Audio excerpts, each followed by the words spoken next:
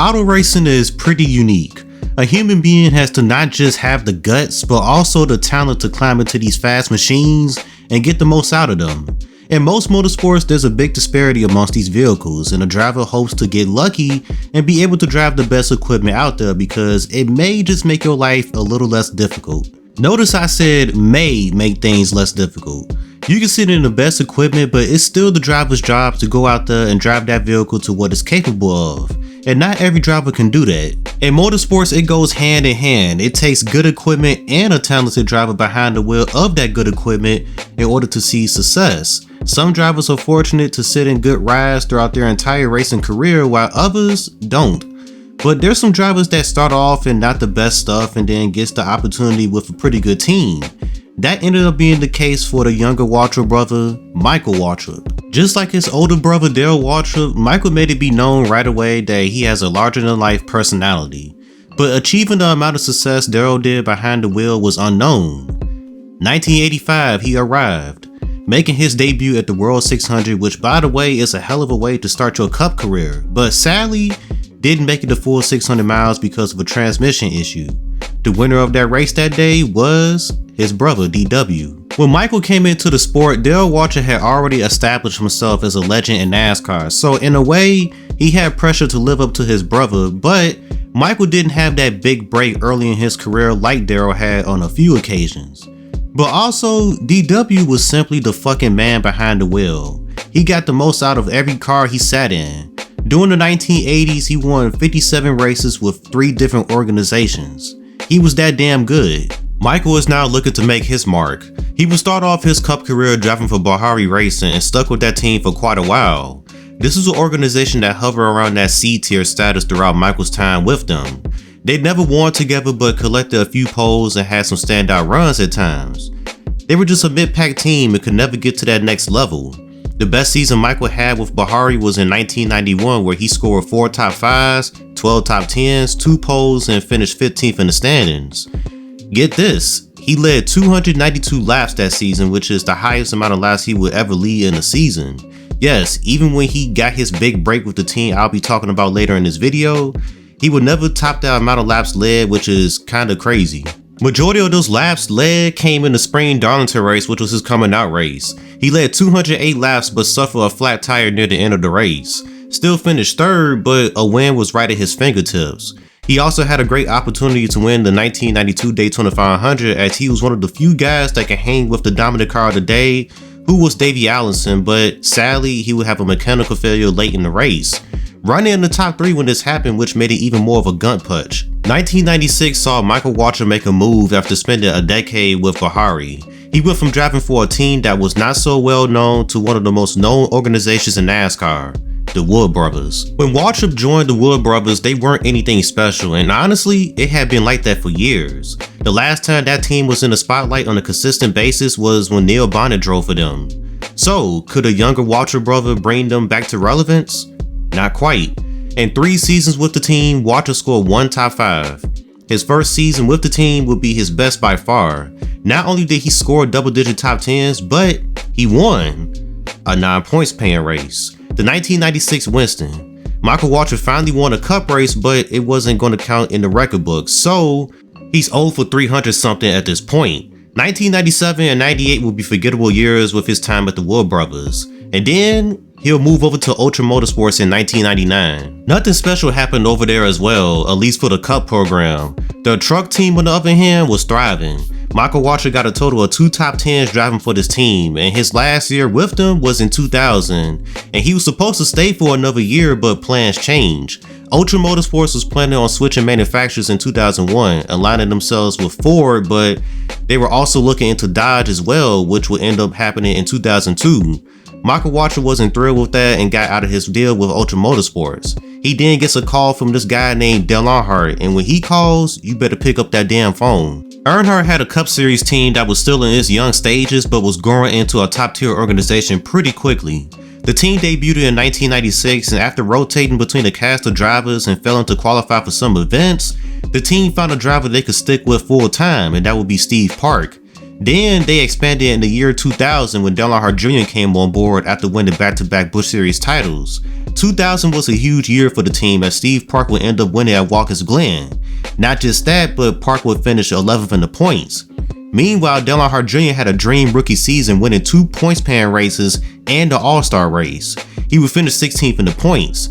So here's Dillon Murway Incorporated on the upswing and Michael Waltrip coming in at the right time, getting the opportunity to drive for this fast-growing team starting in 2001, driving for one of his good friends, Dillon Murway Sr. This is the big break Mikey was looking for after almost 20 years of cup racing. It's not a Hendrick Motorsports ride, but it's a team that was showing that they can be on that level in the future, especially with Dillon Murway Sr. at the helm. Now it's time for Michael Waltrip to climb aboard his Napa Auto Parts Monte Carlo and see how this thing goes. As the 2001 Daytona 500 was approaching, Dillon Murway had a plan going into the race.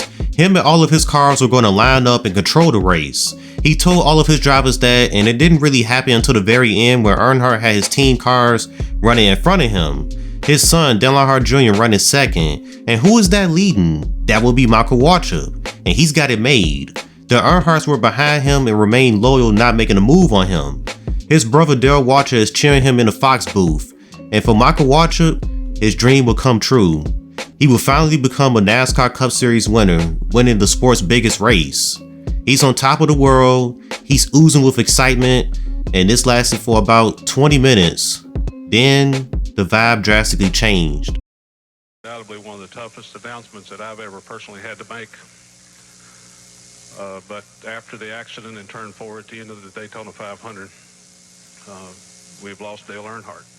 The guy that gave Mikey his big break was pronounced dead a few hours after the Daytona 500. Dillon Murway Sr. death weighed heavy on everyone, so much that everyone was unsure if they wanted to go to Rockingham the next week.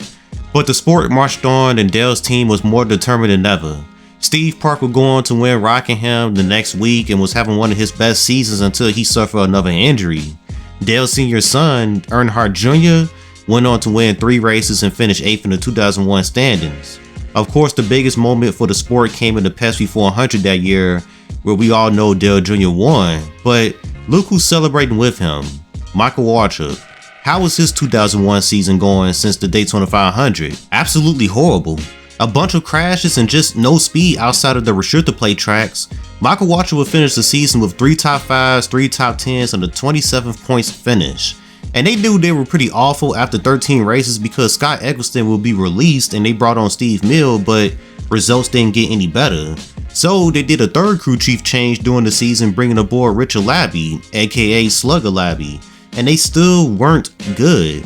But they did hit on something at Homestead, damn near winning the race, so at least there was a bright spot, and that race alone will be enough to keep Michael and Slugger paired up going into 2002. After a 24th place finish in the points, Michael had a chance to give it another crack at DEI. He and this 15 team ended up better, but still not a true contender. Once again, outside of the plate tracks of course. He won the 2002 Pepsi 400, but this team just lacked speed everywhere else. With that being said, at least the team was going in the right direction, scoring 10 top 10s and finishing 14th in the points, which was a huge improvement over 2001. Slugger Labbe wasn't leaving his side going into 2003, and this was one of Michael's more interesting seasons at DEI. The knock against Dillon Murway Incorporated was inconsistency. Even the best performing driver over there, which was Dillon Murway Jr., wasn't that consistent, and back in the day, if you wanted to win the championship, you needed to do just that. So the company was looking to rectify that. During this time period, DEI felt like kids at a candy store because the season started at a super speedway, and once again, Jr. and Waltrip were the favorites going into the 2003 Daytona 500. Dale Jr. seemed to be the slightly better Dillon Murway car during speed weeks, but he suffered mechanical issues throughout the race, which caused Michael Waltrip to not have his wingman at times, but he did at the end right before the rain hit, which made NASCAR call the race, giving the victory to Mikey. This time he gets to enjoy a Daytona 500 win. But you know the old saying, the real season starts after Daytona. Well, nowadays it's more like after Atlanta since that's a plate race now, but back in 2003, the second race of the season is where you started to see how everyone stacked up. And 5 races into the season, we were seeing a different Michael Waltrip. This dude was up there actually leading laps at places not named Daytona and Talladega. 5 races into the season, Michael is sitting with 3 top 5s and actually had the points lead after Las Vegas. Then it started to go back to the typical performance from the 15 team. They'll have a streak of finishes outside the top 10 and then finish top 10. Then they'll go on another streak of no top 10s and then end up snagging another one.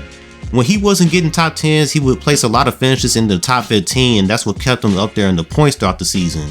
Also throw in the factor of everyone except for Matt Kenseth being inconsistent throughout the whole season. It was a solid season all the way until race 24 where Michael will crash out of the Bristol night race, and this was the beginning of a horrific stretch for him. The next 4 races saw results of 37th, 32nd, 26th, and 42nd. Before Bristol, Michael was sitting 5th in the points, and that's pretty much where he hovered all year.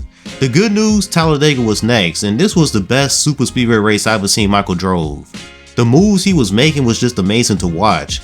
He was angry earlier in the race because the team went with the wrong gear ratio, but that didn't stop him from whooping the field's ass. All 4 of Michael Waltrip wins are pretty special. I mean, after all, 2 of them are crown jewels, but this one was just as special for a few reasons. This win would end up being his 2nd of the year, and that made Michael a multi-race winner in a season for the first time in his career. The second reason this win was special, it would end up being his last win, and of course he didn't know it at the time, but looking back on it now, it holds more weight than when it actually happened. This win didn't end up being a springboard for the Napa team, by the way. If anything, they went right back to being freaking awful to end the 2003 season. Remember when I said he was around 5th in points pretty much all year? Well, this season collapse caused him to drop all the way to 15th in the points, while his teammate Earnhardt Jr. would go on to finish 3rd in the points. At least he was right there with Dale Jr. throughout the year until the last quarter of the season, but they didn't finish the job. The poor results to end 2003 wasn't enough to split Slugger Labbe and Michael Waltrip apart, but 2004 ended up looking like the 15 team from 2001 to 2002.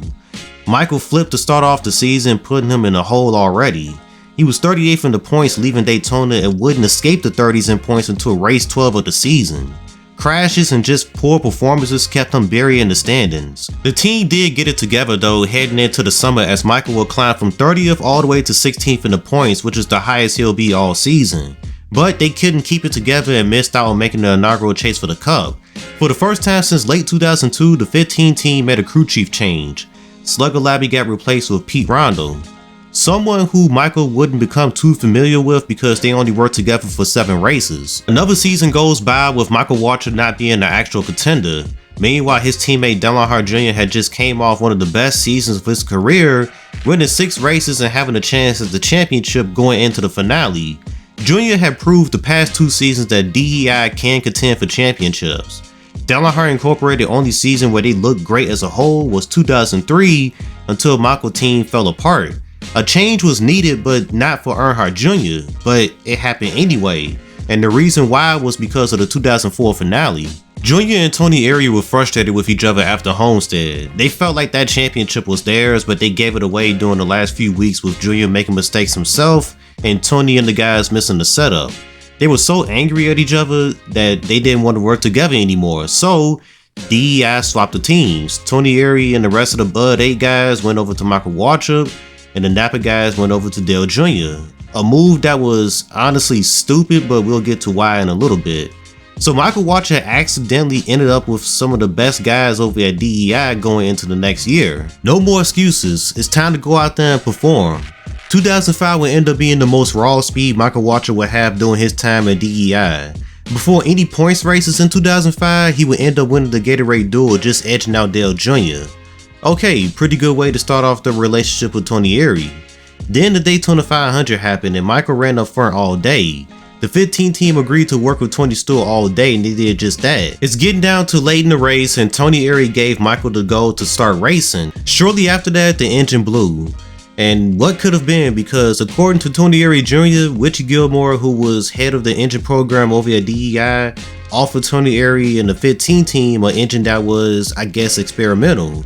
So yeah, 2nd year in a row where Michael had to start the year off deep in the points, but the speed was freaking there at first. Long runs is where Michael shined.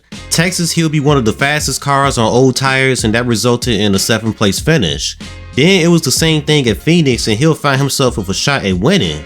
Michael would have that high lane rolling throughout the night and was stalking the dominant car of the night, which was Kurt Busch, and he was right there. With 2 laps to go, he just overdrove turn 3 and slid into the wall and would have to settle for second. But look at Michael though, up there actually contending for wins. He would climb up the standings and started to put himself into bubble position of making the chase. Something that Michael Waltrip accomplished for the first time since his Bahari Racing days was scoring a pole which came at Pocono. He led 29 laps that day and finished 5th. When the summer approached, it got ugly. The performance faded, and not to mention Michael suffered some crashes that dropped him in the points. I think part of the reason the performance fell off is because more teams started finding out more about coil binding and getting it to where they were doing it better than DEI. Tony Eury said it was his little secret, but it got out there eventually, and just like that, DEI was behind. The 15 didn't win a race, while Dale Jr., who had the weaker team, still came closer to making the chase and actually won a race that year.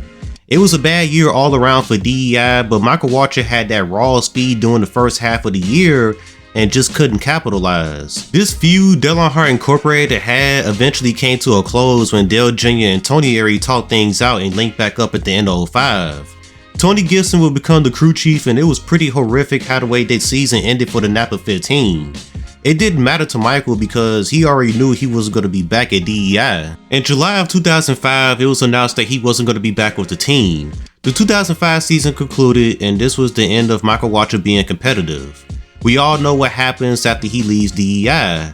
He goes to Bill Davis Racing, then the following year he would bring his team up to Cup, and that was a struggle for a few years. He missed tons of races, and the races that he did make, he struggled big time. Michael Waltrip's competitive days were far gone. He had one more moment where he was in contention for a win, and that would be the 2012 Fall Talladega race, damn near taking the lead on the final lap until Tony Stewart forgot he had mirrors in his car and caused a 20-something car pileup. So, Michael Waltrip DEI days weren't horrific because he did win 4 races, 2 of those being Daytona 500s. But outside of being competitive at the super speedways, he was a no-show at DEI. He had moments, but he was never on that level of Earnhardt Jr., who placed top 10 in points multiple times during his time at DEI and got 17 wins over there. Michael Waltrip never finished top 10 in points, didn't win a non-super speedway, and couldn't even take advantage of being given the best team at DEI. This was his big break, so why couldn't he do more? For one, I think the death of Earnhardt most likely affected him. I mean, it affected everyone, but I just think Michael not having his owner and best friend around, especially to see him win the sport's biggest race, probably took a huge toll on him as a driver. Maybe he got this big opportunity too late in his career. He was 38 when he got linked up with DEI, and usually drivers are still in their prime during their late 30s, but maybe with Michael this wasn't the case and he was past his prime as a driver when he got paired up with DEI. Some people would just say he simply wasn't good, end of story. And maybe that was the case, or maybe DEI was giving all the good resources to the 8 team instead of spreading the wealth. That's not me saying that, but I could see fans running with that theory. I don't want to downplay his super speedway wins too much because yeah, even back in the day it was sort of a crapshoot.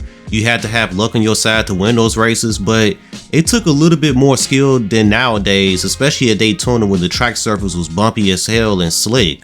Even before Michael came over to DEI, he showed how great of a plate racer he was. He just needed the equipment to finish the job, and DEI allowed him to show his skills at those tracks. I don't want this video coming off like Michael Waltrip is the worst race car driver out there, because he's definitely not. But I always viewed his time over at DEI as a big missed opportunity despite the 4 wins he got over there.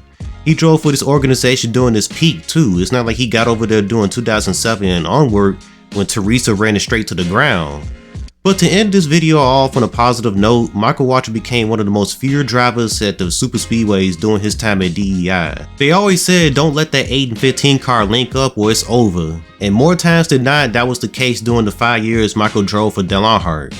He got 2 crown jewel wins driving for his best friend. Michael may not have reached the success his brother reached, but he can brag about one thing, and that's having more Daytona 500 wins than his brother. So it ain't all doom and gloom for Mikey. I just wish he would have capitalized at a good organization, which was Earnhardt Incorporated. So what's your thoughts? Do you think Michael Waltrip's time at DEI was underwhelming, or do you feel he exceeded expectations? Give me your thoughts. I'm going to go ahead and roll up out of here. Y'all have a good one. Peace.